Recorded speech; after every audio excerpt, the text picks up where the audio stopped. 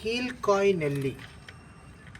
இதோட பின்னால் எப்படி இருக்குது, கம்ப்ளீட்டாக இதோட நெல்லி எனக்கூடிய வளரியல் வந்து சிறு செடியாக வளரும், 75 சென்டிமீட்டர் வரையும் வளரும்.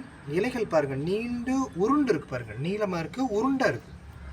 ஓகே, முன்னோனுக்கு என்ன வித்தியாசம் காமிக்கிறதுக்காக நீண்டு உருண்டு இருக்கும். ஏறக்குறைய என்ன அப்படின்னு சொன்னால் வந்து ஒரு 9லேருந்து 4 மில்லிமீட்டர் பரப்பில் இருக்கும். கீழ்ப்பகுதியில் எப்படி இருக்குது, மேலே பாருங்கள் பச்சையாக இருக்குது, கீழே பகுதி எப்படி இருக்குது, மெழுகு பூசின மாதிரி இருக்கும், லைட்டாக மெழுகு பூசின மாதிரி இருக்கும். இது இலையடியோட செதில்கள், இதுக்குள்ளே ஒரு செதில், குட்டி செதில் இருக்கும், அது ஈட்டி வடிவமாக இருக்கும், உமி மாதிரி இருக்கும்.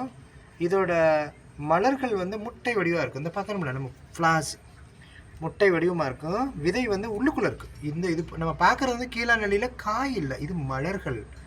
இதுக்குள்ளே இருக்கக்கூடிய காய்க்கு உள்ள இந்த கீழே மலர்கள், காய்கள். இதுக்கு அடியில் என்ன இருக்குது, உள்ளுக்குள்ளே விதை இருக்குது. இந்த விதைகள் வந்து செங்குத்தாக மேடு பள்ளம் உள்ளக்கூடிய இருக்கும்.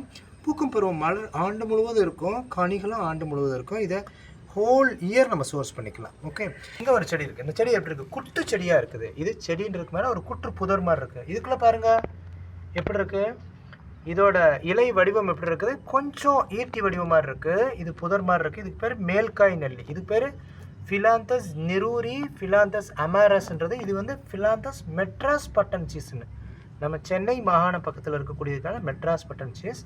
இதோடைய காய்கள் எப்படி பாருங்க, மேல்புறமாக இருக்கிறது மாதிரியே குத்திட்டு வர்றது மாதிரி இருக்கும். இதோட இது பாருங்கள், அதோட எப்படி இருக்குது, குத்திட்டு வெளியே வருகிறது. இது பேர் மேலா நெல்லி. இங்கே பார்த்தீங்களா இந்த காய் எங்கே இருக்குது, இந்த காம்புக்கு மேலாக வந்து விட்டது.